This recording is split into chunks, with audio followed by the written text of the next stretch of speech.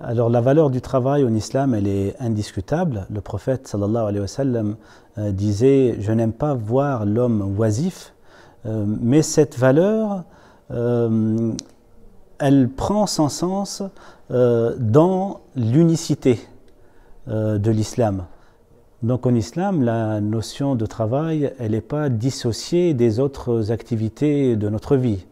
D'ailleurs, le mot « amal » peut englober et le travail dans le sens professionnel et toute autre action humaine.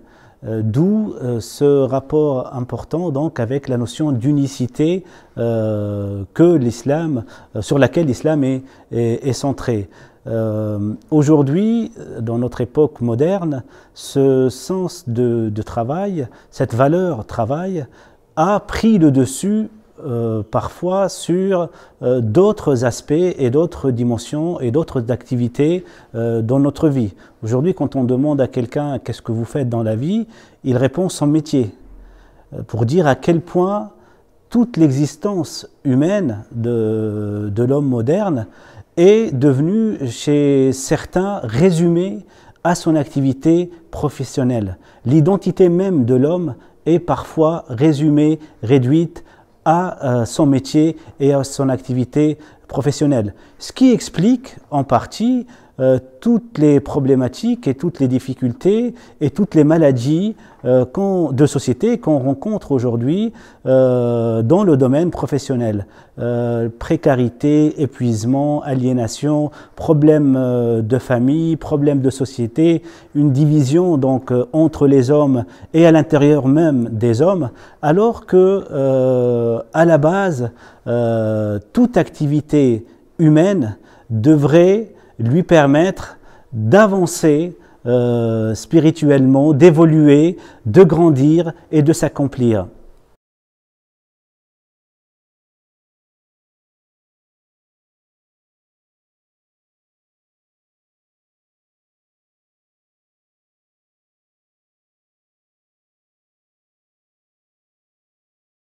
Allah Azza wa Jal nous dit « Wa ma khalaqtul jinna wal insa illa liya'budun » Je n'ai créé les djinns et les hommes que pour m'adorer. La raison d'être de l'homme est d'adorer Dieu Azza wa Jal. Donc toute activité humaine doit être intégrée dans cet objectif-là.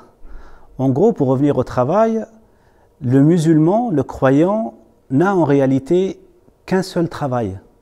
C'est œuvrer, agir à chaque instant pour l'agrément de Dieu, même dans son travail. Or la réalisation de cet état-là, de cet état de présence, de cet état d'unité, nécessite un cheminement. Ce cheminement peut se faire grâce à la dimension spirituelle de l'islam. D'où la nécessité d'aborder la notion du travail à partir de cette dimension supérieure qui est celle de l'ihsan et à laquelle justement s'identifie le soufisme.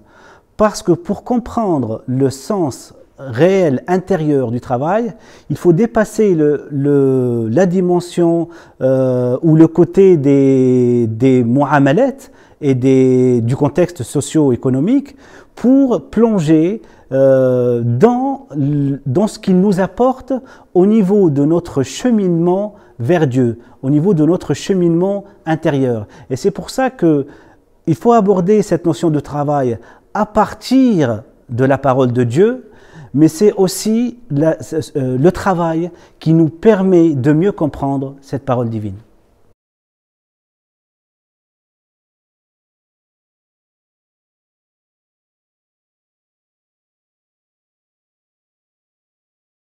Alors, étant la dernière révélation ou la dernière religion révélée, l'islam a sûrement apporté des réponses aux problématiques actuelles du monde professionnel.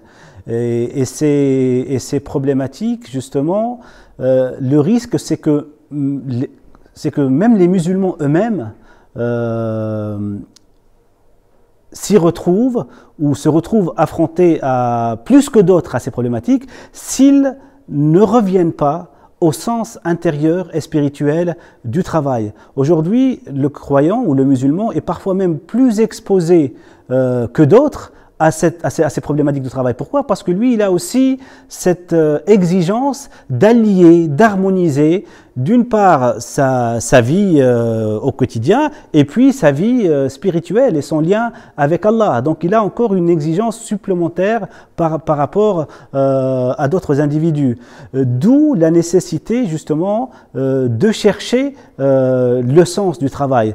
Et l'islam nous a sûrement expliqué, il nous a sûrement donné les clés pour justement y arriver. Mais pour pouvoir utiliser ces clés-là, il faut déjà sortir de la logique moderne selon laquelle l'homme est avant tout un travailleur. En islam, l'homme est beaucoup plus que ça. L'homme est le représentant de Dieu sur terre. Et c'est à partir de cette notion-là qu'il va aborder son travail.